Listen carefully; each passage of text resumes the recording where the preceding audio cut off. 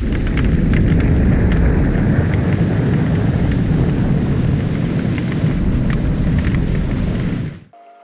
guys, and welcome to Markham's Arkham. Today I'm talking about the 1982 made-for-TV film Mazes and Monsters. This film comes right off of the early 80s Dungeons and Dragons hysteria. What happened was, after the release of Dungeons and Dragons, it started to gain in popularity in the early 80s. And there was this hysteria from parents and preachers that it was an evil game and children couldn't differentiate from reality. And the game, when they played it, and it caused them to commit suicide and all this other crazy stuff as a result of just playing this role-playing game, Dungeons and Dragons. It was ridiculous. Panic, media panic, bullshit. Same kind of garbage they do today. Nothing's really changed. It's funny. So, 1982. This film is a response to the hysteria that was going on at the time, based on the novel by Rona Jaffe, who I guess was also trying to capitalize on the hysteria of the time, make some money by putting this book out. And the film is directed by Stephen Hilliard Stern, which unfortunately stars Tom Hanks in his first ever starring role, yay, as Robbie Wheeling, Wendy Crewson as Kate Finch, David Wysocki as Daniel, Chris Markpeace as JJ. 4 college students who become friends start to play Mazes and Monsters. It's not called Dungeons and Dragons in the film. They probably couldn't get the licensing rights for it, I'm assuming. And so it's Mazes and Monsters, and they go throughout the film with this role-playing game, and Robbie and Kate end up becoming an item, and then Robbie freaks out on her later in the film, saying he can't touch her, he can't be with her, and just decides to call it quits. Whatever. And then Kate ends up with Daniel, who she apparently was always interested in to begin with or something.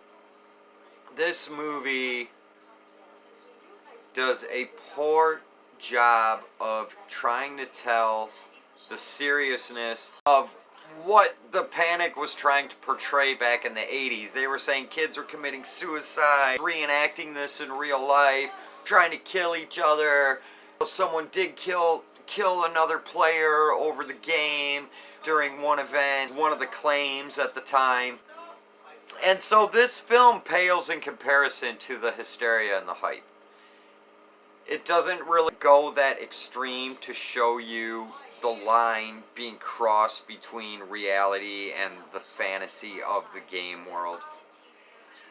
What happens is Robbie, Tom Hanks, his brother is missing. And it's a bunch of college students from New York. I believe they're all from upstate New York, not actually Manhattan. But they're all going to school in Manhattan or nearby. So Tom Hanks ends up looking for his missing brother, who disappeared years and years before on his brother's birthday. And then there's this reference to the Twin Towers, so they bring in the whole Tolkien thing, so they associate that reference, which is kind of interesting because they make that point in the story that Dungeons and Dragons is actually based on Lord of the Rings. And that's the best thing about the whole movie. The movie starts out with a scene that comes up again later in the film where the police are looking for Robbie because he ends up going off to look for his brother, living in the fantasy of the game, believing that he's on a quest. So this is the example given in the story that even is closely associated with the hysteria. And what it is, he already had a predisposition to this, some sort of psychosis anyway, and so he ends up crossing the line between fantasy and reality and living in the game world for the duration of the film, at least. So he goes off looking for his brother, and he's looking for the Twin Towers. And then the Twin Towers are the World Trade Center towers in Manhattan. The opening scene are the police looking for Robbie. And they come to the conclusion they may never find him, and if he's down in the tunnels, then he's probably no longer alive. Because what the students end up doing, the four of them, they end up playing the game in real life down in these caverns or tunnels that are part of their school grounds. So they go and they play, and they're acting it out, and they're making like a new game out of mazes and monsters. And so Robbie gets caught up in this, and because he's prone to mental instability to begin with, he crosses over. It's his reality now, and he goes looking for his brother. His friends are looking for him all along in the meantime. The film's weak, it's lame, it doesn't get the point across that strongly at all. By the end of the film, the three friends go back to visit Robbie at his mother's home, and he's still in the fantasy world. He's still living the reality. Once he's found, he starts to get treatment and help, but it doesn't help because he's still in that world, and his friends see him again for one last time, and they're saddened by the experience of catching up with him, and that's the case. Now, one thing I want to say about this, too, is it seems like I remember a different ending from this when I was young. It seemed to me like one of the players did end up committing suicide in the film, which would be a more serious representation of the hype and the hysteria that was going on at the time in relation to Dungeons and Dragons. If there's an alternate cut to this film, someone maybe comment it below, let me know. I could be wrong. Is there an alternate ending? I don't know. It's not worth researching that deep. You know, I wouldn't waste your time on it. I wouldn't ask you to do that. But if you happen to know, just comment it below. Another thing about the film that's confusing is, when does this thing actually fucking take place?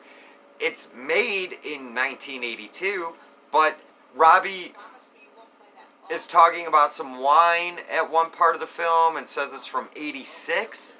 But then there's a calendar in Kate's apartment at one part of the film that's from 1983. So, when does the film take place? I don't know. Anyone know? You want to tell me? Comment that below too. Alright, man. Oh, man. This film sucks. Don't waste your time. Don't waste your time, folks. Thanks for being here. Much love and peace to all of you. Make sure all of your friends see this. Aliens, intergalactic travelers, interdimensional sentience, and all in between.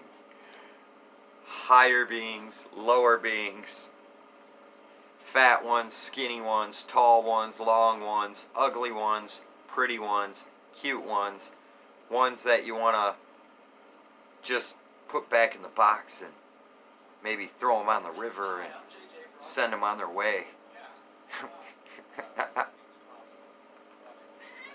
Alright, friends, click that like button, subscribe button, help the algorithm so more people can see this. Really appreciate your love and support. Really appreciate you being here. Hit that like, hit that subscribe. Until next time, come back for more. There's gonna be more coming your way, and I appreciate you being here. Peace.